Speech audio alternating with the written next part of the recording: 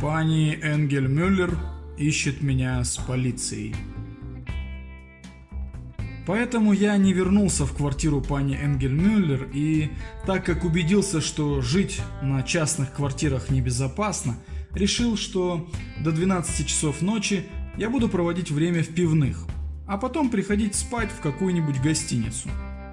Я избрал пивную «Солнце», где не было женской прислуги, потому что все женщины, как я пришел к заключению, липнут к старым холостякам, как мухи к меду.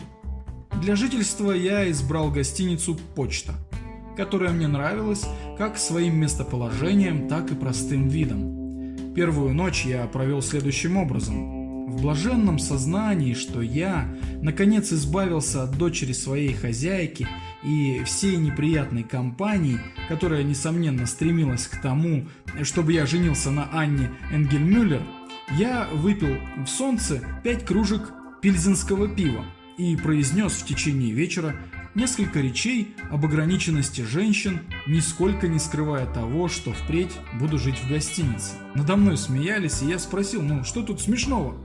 А мне ответили, ходить спать в гостиницу очень хорошо, но весь вопрос в том, буду ли я там один. Возмущенный этим смехом, я заплатил и пошел в гостиницу, решив завтра послать за своим чемоданом в ту проклятую квартиру, где меня чуть не женили. Когда я пришел в гостиницу, коридорный спросил, буду ли я выставлять для чистки свои ботинки и не надо ли завтра утром постучать мне в дверь. Я сказал, что я подумаю, будучи пьяным, а парень опять спросил, придется ли ему чистить 2 пары ботинок, то есть мои и дамские, или только одну. «Какие дамские?» – спросил я удивленно.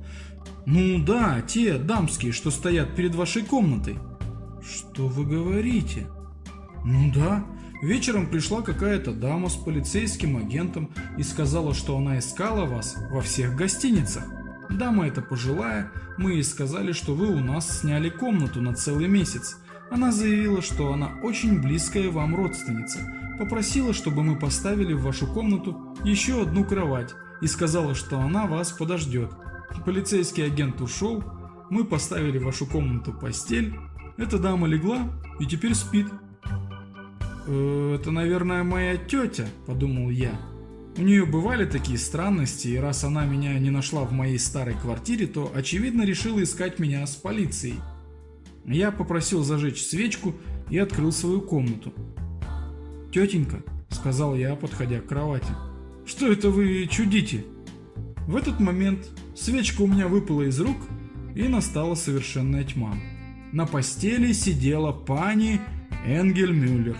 И как только потухла свеча, она схватила меня за горло и потащила в коридор, крича: «Помогите, я поймала соблазнителя моей дочери!» Сбежалось все население гостиницы. Пани Энгельмюллер начала кричать: «Вы выродок! Возвращайтесь сейчас же к моей несчастной дочери! Там сидит сейчас пани Мазухова!» У меня задрожали ноги. Пани Мазухова жила в соседнем доме, на котором красовалась вывеска с изображением Девы Марии и с многозначительной надписью «Опытная повивальная бабка». «Вы видите, как этот выродок трясется? Он знает, в каком она положении, и тащит ее на прогулку. А вот когда дело доходит до расплаты, он словно сквозь землю проваливается, а моя дочь, так ему верившая, несмотря на отчаянные боли, говорит: вы его только приведите ко мне, пусть он вернет мое честное имя, я ему все прощу». Я бегу в полицию, и ваш друг, которого вы посетили сегодня утром, заявил, что вы ему признались, что будете ночевать в гостинице. Даже полиция, когда я рассказывала, плакала вместе со мной. Она принялась всхлипывать. «Я оббежала все гостиницы, и вот здесь, наконец, нашла его.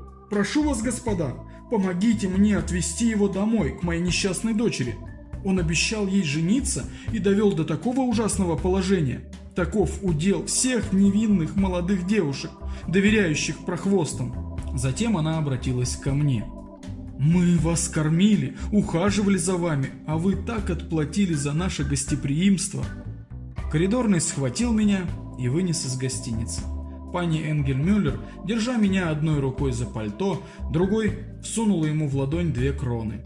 Я воспользовался этим моментом, выскользнул из пальто, оставив его в руках своей хозяйки, и убежал прочь. В голове у меня мутилось, и я в сильнейшем возбуждении перескочил через решетку набережной. Надо мной сомкнулась вода, я слышал бульканье и затем потерял сознание, в то время как кто-то тащил меня из воды.